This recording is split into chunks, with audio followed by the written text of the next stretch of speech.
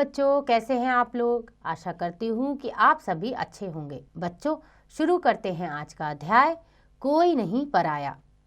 यह एक कविता है। तो बच्चों, धरती को स्वर्ग बनाने के लिए हम क्या क्या प्रयास कर सकते हैं, मानवता से संसार में क्या परिवर्तन आ सकता है, संपूर्ण विश्व एक परिवार की तरह कब हो सकता है, इन बातों पर एक बार विचार जरूर कीजिएगा। आज की कविता का पाठ परिचय है। प्रस्तुत कविता में कवि कहता है कि प्रत्येक देश जब अपनी सीमाओं के बंधन तोड़ देगा तो यह संसार एक परिवार बन जाएगा। युद्ध का भय न होने पर मानवता विकसित होगी। तो आइए पढ़ते हैं कविता, कोई नहीं पराया।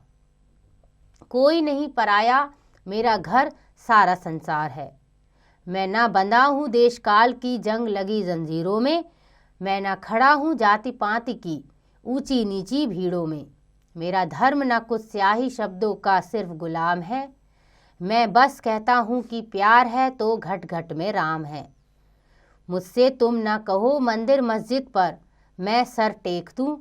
मेरा तो आराध्य आदमी देवालय हर द्वार है। तो बच्चों, देखा आपने, कवि कितनी अच्छी बात कह रहे हैं।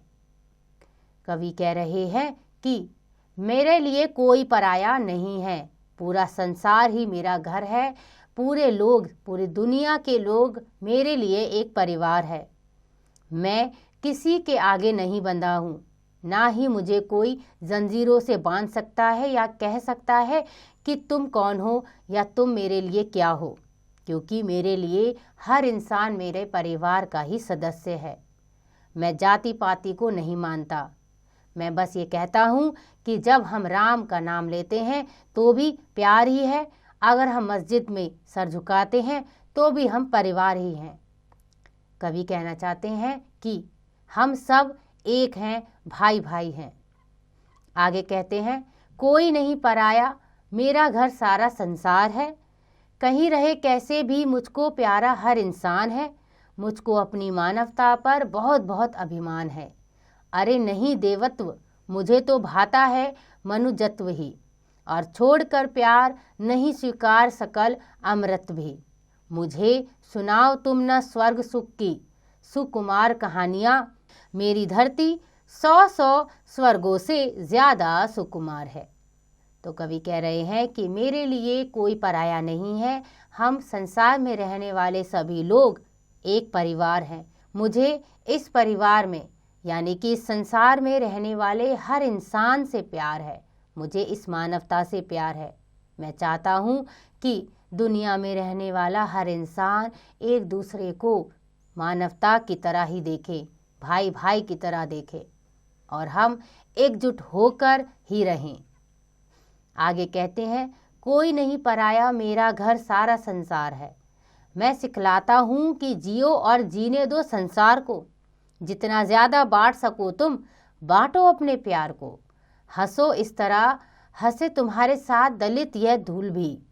चलो इस तरह कुचल न जाए पग से कोई शूल भी। सुख न तुम्हारा केवल, जग का भी इसमें कुछ भाग है।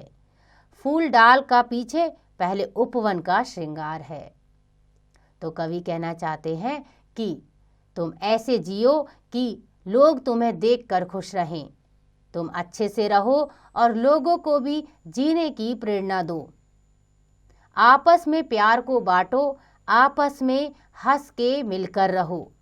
बस कवि यही चाहते हैं कि जब तुम रास्ते में चलो तो ये ना भूलो कि रास्ते में जो फूल हैं वो भी हमारे लिए कितने प्यारे हैं। फूल जब खिलते हैं तभी तो उपवन का श्रृंगार बनते हैं। तो इसीलिए हमें पूरे संसार में मिलजुल कर रहना चाहिए, एक दूसरे का ध्यान रखना चाहिए। आगे कहते हैं, कोई नहीं पराया, मेरा घर सारा संसार है। मुझे मिली है प्यास विषमता का विष पीने के लिए। मैं जन्मा हूँ नहीं स्वयं हित जग हित जीने के लिए। मुझे दी गई आग की इस स्तंभ में मैं आग लगा सकूं। गीत मिले इसलिए जग की सारी पीड़ा गा सकूं।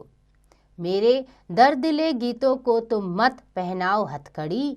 मेरा दर्द नहीं मेरा है, सबका हाहाकार है। कोई नहीं पराया, मेरा घर सारा संसार है। तो आखिरी में कवि कहना चाहते हैं कि मैं चाहता हूँ कि हर इंसान जन्म ले तो सिर्फ अपने लिए नहीं, अपने हित के लिए नहीं, दूसरों के हित या दूसरों की भलाई के लिए ही जन्म ले, आगे बढ़े। लोग एक दूसरे के साथ हाथ में हाथ मिलाए आगे बढ़े, क्योंकि हम सब भारतवासी हैं और ये जग, ये संसार हम सबका एक है। हम किसी के लिए भी पराये नहीं हैं। कवि कह रहे हैं कि मुझे गीत गाने का हक है और मैं चाहता हूँ कि मैं अपने गीतों से ही सबको बताऊं कि आज हम एक हैं और हमें हमेशा एकजुट होकर ही आगे बढ़ना है। इसी में हमारे देश, हमारे संसार की भलाई है। ये कविता लिखी है गोपाल दास नीरज जी ने। आइए बच्चों जानते हैं इनके परिचय के बारे में। गोपाल दास नीरज का जन्म 4 जनवरी 1925 ईस्वी को उत्तर प्रदेश के ग्राम पुरावली जिला झटावा में हुआ था। एमए तक सभी परीक्षाओं में सम्मान उत्तीर्ण। वर्ष 2007 ईस्वी में साहित्य के क्षेत्र में पद्म भूषण से सम्मानित हुए। इनकी मुख्य कृतियां हैं दर्द दिया, प्राणगीत, नीरज की पाती, गीत भी अगीत भी, नदी किनारे, अनेक फिल्मों के लिए गीत लेखन। काफ़ी लंबी बीमारी के कारण 19 जुलाई 2018 ईस्वी में आपका दिल्ली के आयुर्विज्ञान संस्थान यानी एम्स में स्वर्गवास हो गया। तो बच्चों, ये थे कवि गोपाल दास नीरज जी, जिन्होंने कविता के माध्यम से हमें बस यही सिखाया कि इस संसार में कोई पराया नहीं, हम सब एक हैं। आशा करती हूँ कि आपको यह अध्याय समझ आ गया होगा। इसका अभ्यास आप स्वयं कीजिएगा।